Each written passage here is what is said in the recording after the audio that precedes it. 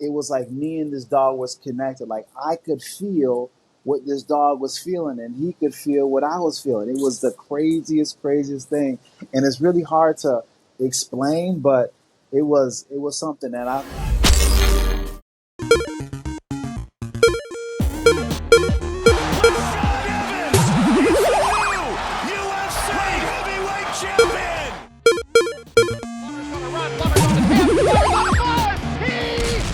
It's Suga Snake Takes. What's up, everybody? We're gonna dive right into another episode of Suga Snake Takes. Today, we just did a recorded, and we're gonna keep going because we're having so much fun, and Jake's having so much fun outside in the 30-degree weather. Rashad's crushing a nice laid-back chair overlooking the ocean.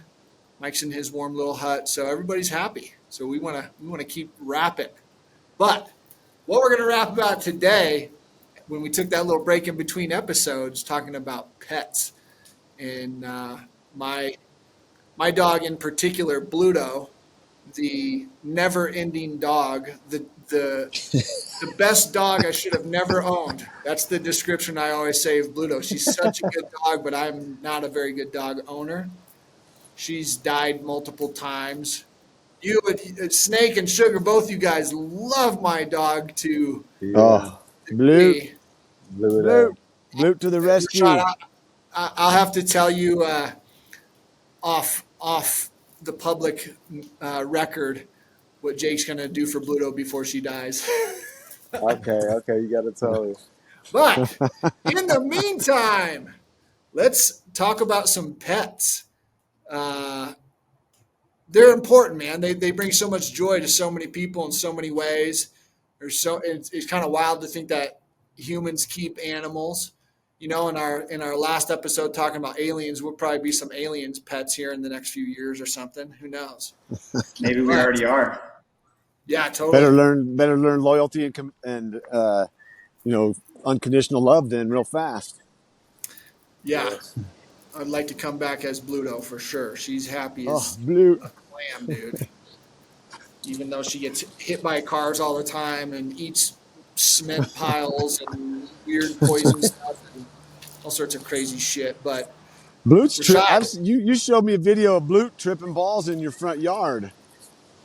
yeah, dude. One time, I don't know what she got into, but she was absolutely tripping. Rashad, I think I said, remember she was like doing this? Yeah. Stairs. And I was like, okay, this will pass. And like 4 hours later, I'm like, holy shit. All right. Maybe it's time to, but she didn't get in anything I had. So it's all good. Unless, Rashad, maybe you left something out in the yard or whatever. But in that break, Rashad, you said real coldly, you looked out over the ocean and you said, I once had a pet. Tell us about your pet, bro.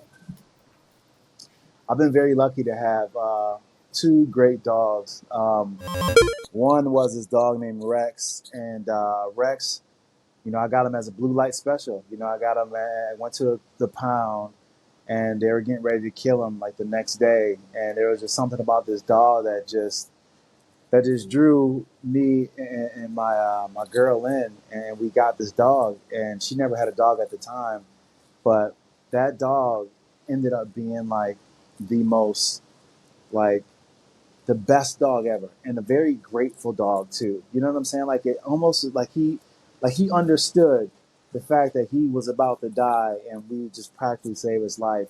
And he was an amazing dog, and he was like one of my best friends, and truly was that relationship between like man and dog, being a best friend. But the story in particular that I want to talk about now was my second dog, Romeo. Romeo was a dog I got from Tyrone Spunk. He was an American, or he was a bully, and he was just a massive body. He was just like one of those dogs where, he wasn't mean if he knew you, but it took a little bit for him to know you. You know what I'm saying? Like he just wasn't going to go up to you and just say hi to you. He had to get some time to know you. But when I started going through my like I guess for lack of better words, my awakening. You know, when I started to come into a little bit more of myself, and I got really, I had a Kundalini awakening, and I got really sensitive to energies and things like that. And for probably about, I want to say probably about 3 months. Have you ever seen the movie E.T.? Right? You know how like E.T. and the kid were like kind of connected a little bit. You know that what Elliot, they Hmm. were kind of connected, right? Feel each other. Yo, I swear for 3 months, it was like me and this dog was connected. Like I could feel what this dog was feeling, and he could feel what I was feeling. It was the craziest thing, and it's really hard to explain, but it was something that I like. It was real. You know what I'm saying? Like I thought I was tripping because of the fact that me and this dog were just like I don't know, like he'll feel some kind of way, then I'll be feeling it, and vice versa. It was a very strange thing, but just recently we had to put the dog down, and it was probably one of the hardest things. I didn't really talk about it just because it was just so hard for me to talk about. But before he passed away, he was a dog that had so much pride. Like I'd never seen an animal with so much pride and just being a strong, being that force that he was. You know, he seen his body start to deteriorate, and he couldn't get up to go use the bathroom, and he was just kind of like so like disappointed in himself. You know, like there's a couple times like he peed on the rug and couldn't get up, and just the look in his eyes, I just knew what he was saying. He was just like, dude, man, like this isn't living anymore. And but the thing about it was like he would get pissed off if you picked him up too. Like if I would like try to pick him up and take him to the bathroom, and he'll growl, and he wouldn't bark, but he wouldn't bite, but he'd just be like growling like he was about to rip your head off. You know what I'm saying? Like one of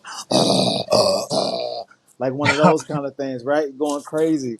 And I would help him to the bathroom, and he'd drag himself out, and you know it got to the point where after a while he just like he was ready to go. And when I laid him down to go to sleep, when I laid him to go to sleep, the way he looked at me, man, I never see. Even now I get choked up. I never seen or really understood like how deep an animal's consciousness truly is. You know what I'm saying? We compare our wave of consciousness as superior to all things. But when I was putting him to sleep, I didn't see that my consciousness was greater than his. I was looking into an eyes of an equal. You know what I'm saying? Like he looked at me like he knew it was about to happen, and it was one of the hardest things I had to do. But that was a good old dog, man. Good old Rex. Dang, dude. Dang, that's tough. That's a great story. Thank you for sharing it, Rashad. And that connection is like, yeah, it is. It's interesting how sometimes humans think we're like superior in our thought, and Yeah. it's funny because I almost feel like we're completely inferior. We don't have Yeah. seriously, we don't have the capacity to understand that everything is taken care of and everything is in its perfect cycle. Animals do. They're not concerned about death and dying and all that kind of stuff because they are so connected. And so you're right. We're not on the same plane of consciousness as them. You know, they are absolutely superior. You know, I mean, like, it's like, that's a good story, man. Sorry. Romeo was an intimidating ass dog, too. I remember like, you think you put that dog outside? I just don't like being in the house with that dog.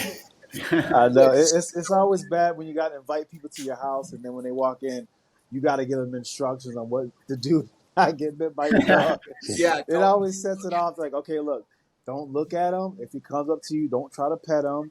And they're like, yo, should I even be in here? Should you just put him outside?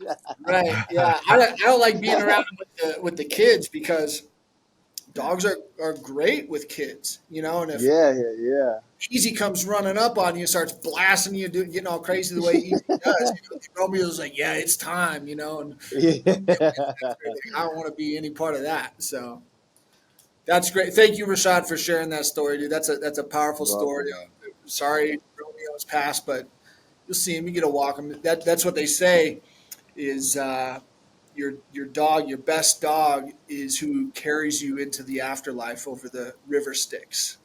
Oh So man, that'd be great. Oh man. Romeo's gonna come back and be like, "Yo, what's up, dog? Let's do this walk." That'd be awesome. Yeah. Like Snake, Bluto what you came for me got, that dude? one time. Top that, dude. That's a beautiful story, man. Dogs are I've had some great dogs. If you switch the word dog, you just reverse the order. Some people say dogs are God. They have that ability to just lay down and chill and pause. Not, I had a friend that say pause like PAWS. We can learn a lot from a dog by taking moments to just pause, sit down, and just sit. Because dogs just, man, when I was a kid, I'd pray. We talking about the quote about praying to get something from the Creator. I was a kid, I prayed because I wanted to be a dog, man. They just like had the best lives. They got food and got snacks and got table scraps and could lay down and go to sleep and then like, let's go, whistle, and they jump up and be like, boom. And every time you come home, they were so happy to see you. They cuddle on you. I mean, I just wanted to be a dog. I thought it'd be a great way to live. And I'll throw a couple stories out. A few dogs we've had. One was Bo. He was a black Doberman Pinscher Lab Basset Hound mix, total mutt. And this dog was crazy. He loved bread. Bread was, I mean, he would try to open the bread drawer. And one day I watched him eat. He ate an entire loaf of bread. He got one down and he just scarfed it, and he ate it fast, like just eating it. And I'm watching him walk around on the back porch. I was maybe like 3 or 4 years old. I think I was 4 years old. And Bo came out and I saw him doing that thing going on when they're about to do it, throw up, and then it was just like, rah, and this humongous, like, now the loaf of bread had been like digested a little. It was even bigger, and it's just like, rah, this huge mass of dough. And I was looking at him like, oh, gross. And then I look at him and he steps back and looks at it. And then he goes and No, eats no, it. He ate no. it again. Gross. He Ah, ate it. Oh my And I was god. like, oh my God, this is the grossest thing ever. Like, Bo, you're disgusting. He loved bread so much he ate it twice.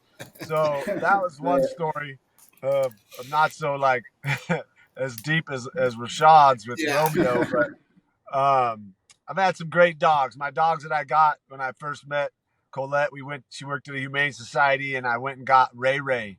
He was a German Shepherd healer mix, just the most loyal dog you've ever met, but so kind and watched out for our kids and was always like just there, just presence. He was like the guard. He was a sentry. He was just there to watch over and be there. And he was just the kindest soul dog in the world. And not too soon after that, we got Kosi, that was a border Australian Shepherd mixed with a bunch of stuff, but just one of the smartest dogs you'll ever see.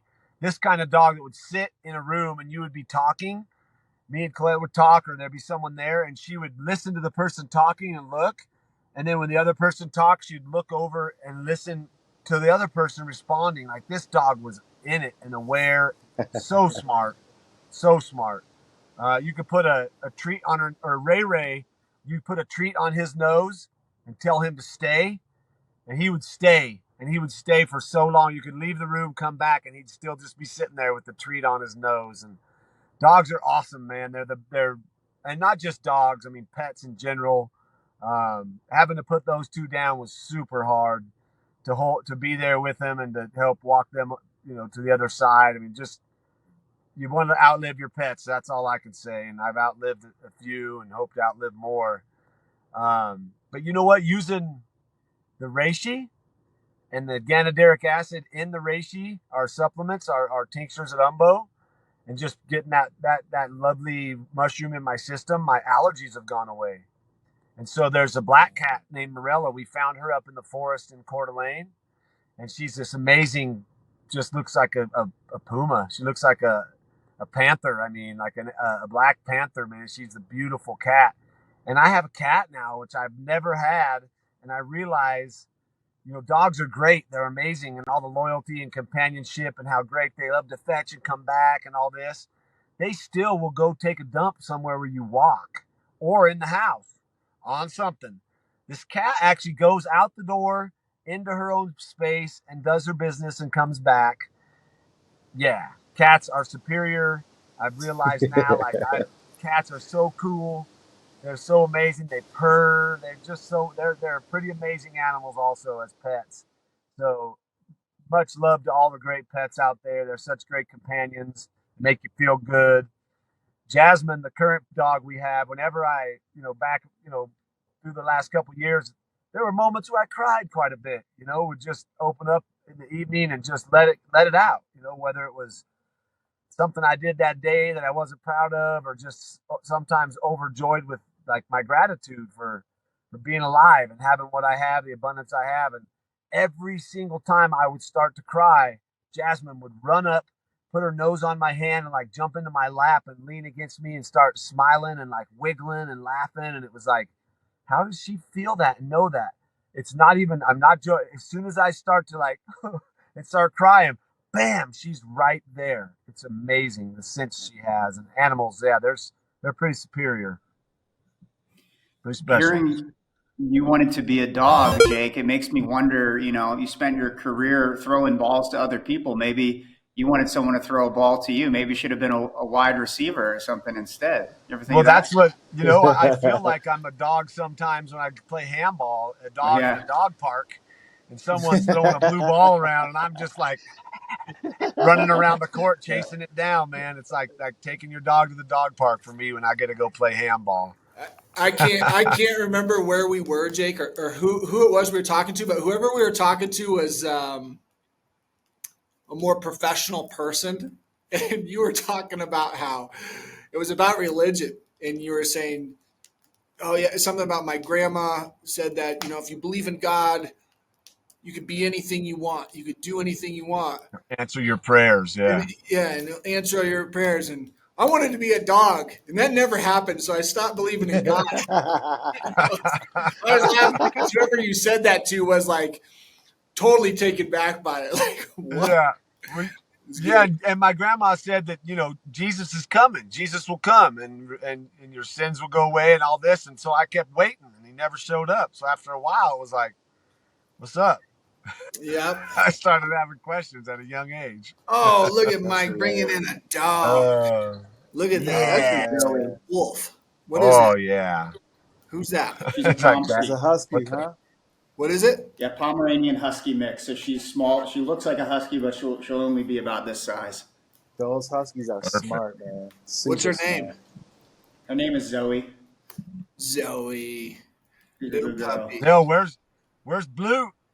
Bluto's out in the yard eating some. Oh, Blue. Tripping on something. Saved me one time. Mushrooms and. Blue saved me at the Jolly Death Ranch one time. Blue came over and my whole day was transformed into total blue. I went to Bluto.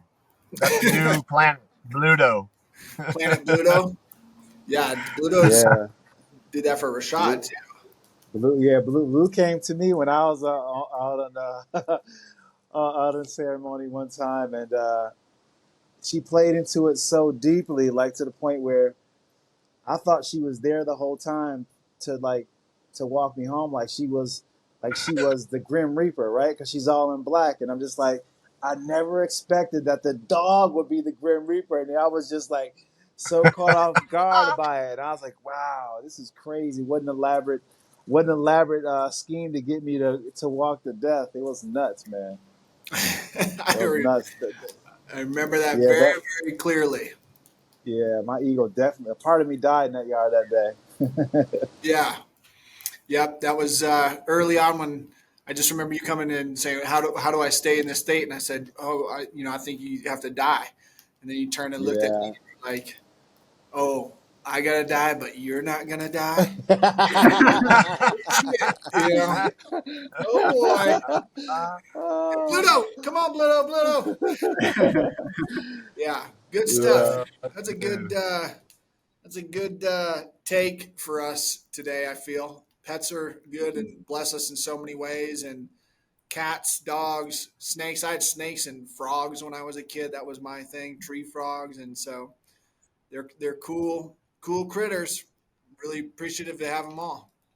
Mike, are we prepared to do a question? Are we? Yeah, I got one for you. It's going to be a bit of a topic shift, but if you could have dinner with any three people, dead or alive, um, who would they be and why? Oh, wow. I'll start on that and just shoot from the hip. I would say my mother, because she passed away when I was a kid. Be interesting to kind of catch up with her and learn a little bit more about her personality and where I come from and that ancestry there. Uh, Jesus Christ. I really like to understand that figure in our history because I feel whether you believe in Christ as the Son of God of the Christian religion or the incredible mystic that he was, I think either way you'd be able to glean some pretty good information. So Christ would be that as well. And then, boy, the third one I would, if you could break language barriers, I guess you'd have to do that with Christ too, but some medicine person of an indigenous culture, whether that's like a Shipibo healer, uh, they say every time a shaman dies, a library of plant medicine burns, you know, and the depth of knowledge that a lot of indigenous shamans have. If I could spend time with one of the more divine, unknown healers, that'd be an interesting conversation as well. So let me get it started with that. Okay, I like that. I'll go next. I'll say my father. He passed away when I was 17 years old, and I would love to be able to have dinner with him and talk to him again, and just see how he thought I did life. And my grandmother, she passed away too about a few years ago, but she was always such a wealth of knowledge and sayings. You know what I'm saying? She once told me when a girl broke my heart. I go to her. She says to me, she's like, she's like, is your old lady respecting you, child? And I'm like, yeah. What you mean? And I just went away to Michigan State, and she said, well, she ain't bringing her other mans around when you home, right? And I'm like, other men, like mama, like what are you talking about? Like there's no other man. It's just me. And she looked at me. She's like, okay, child, and she just kept it moving, right? So a few days later, I go to her house, and I'm just like, she's cleaning the kitchen, and I was like fall on the floor, and I'm like, oh my god, mama, and I'm crying, and she like, what was wrong with you? What's wrong with you? She getting scared because she don't know what's wrong with me. She think I'm like got beat up or jumped or got stabbed or something, right? So she don't know what's going on, and then I tell her what happened, and then she said, boy, listen here. Listen here. She said, write it on the dollar, stamp it on the bill. What one won't do for you, the next one damn sure will. Now get up off my floor. uh, Yes. so I was like, yeah, yeah. Write it on the dollar, stamp it on the bill. What one won't do for you, the next one damn sure will. I was like, you're right. You're right, mama. You're right about that. And the third person who I would like to have dinner with is Terrence McKenna, man. I would love to sit and just pick his brain. I mean, he was so ahead of his time and his understanding of just being able to just, go to that space and truly what it meant. I would love to see, to talk to him and see what he really thought about a lot of different things. Nice. Good answer. I'm going to go with same kind of theme. for my first choice would be first few people would probably be. I grew up across the street from my grandma and grandpa. My mom raised me and my brothers. My dad had left, so I spent a lot of time at my grandma's, and she was a very devout Seventh-day Adventist religious woman, read her Bible. My grandpa was the kindest man I've ever known. Just animals would always come around. Stray cats were always coming, and they just found him. He had such a soul. So those two, the amount of dinners that I had down there when my mom would be working or didn't have the food that we needed, we'd go eat dinner with my grandma. And then I waffle between like a chance to maybe reconnect with Pat Tillman, and just because he's been gone for a while, and it'd be fun to just say what's up, man, and talk to him and tell him some things I never got to, and then also just let him know what we're up to, what I'm doing and what we're doing with our cause driven deal with Umbo and our mission and our vision to help change the earth, and just see what kind of thoughts would come out of his head. And along with my grandma, grandpa, to be able to sit with him too. And we'd probably eat some haystacks with some vegetarian chili on some Frito corn chips and some cheese and some lettuce on top of that. That was our haystacks that we'd have at my grandma's all the time. So that would be what I would like to do. And then if I had one more dinner to get to, I'd want to have Genghis Khan, Hitler, Ram Dass. Ram Dass would help hold ceremony or hold space, and we would give those two a huge, like 10 grams of psilocybin and help them understand why all those demons were inside them, and maybe they wouldn't have done what they did, maybe there wouldn't have been such atrocities done. If we could get into the minds of these people that are less about love and uniting, maybe we can help. Maybe we could have changed the world a little bit. But that was just a random thought that came into my head. Mostly, I'd just like to see my grandma Davis, Hazel and Elwood. They were always there for us. And then my old friend Pat. Love it. Those are good picks. And, after hearing that, I'm gonna be switching. Jesus Christ is out and Rashad's grandma's in. So Yeah. need to get some wisdom from her. And I kind of was thinking, like, because of the theme of the thing, like in your connection to Romeo the dog, Rashad, Right. break those barriers. Like, all right, cool. Now we're in this death plane, so now we can talk to Romeo. Romeo would be like, "Yo, dude, more steak. Should have given me more steak, bro. It's all I wanted." I So know, Romeo I getting that know. mix too, but very good. Great Mike, episode. what you got for us? Yeah. Oh, me? Yeah. Yeah, I'm gonna pull the grandmother card as well. I had a very special relationship with my grandma Maisie. She lived to be 40 days shy of 103 years old, and she was in great shape. And she, for her time, her husband died, when my dad was 19, and then he didn't have his first kid until he was 38. So she didn't have grandchildren to look forward to for, quite a stretch of time. And I think when my brother and I were born, that gave her sort of an extra surge of life that just kept her going for all those, extra years until, I was well out of college and, past my childhood.